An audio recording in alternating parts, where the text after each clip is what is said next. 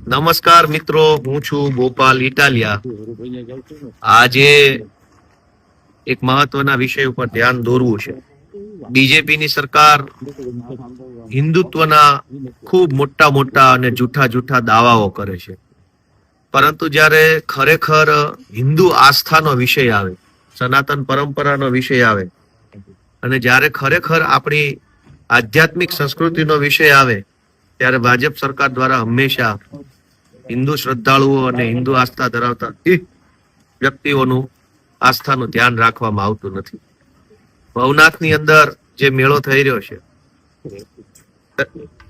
ભવનાથમાં જે મેળો થઈ રહ્યો છે, એ મેળાની અંદર હમણાં હર્ષ સંઘવીએ 4-5 મીટિંગો કરી. જુનાગઢમાં સરકારી માણસો અને બધા અલગ અલગ આગેવાનો સાથે ગાંધીનગરમાં મીટિંગ કરી.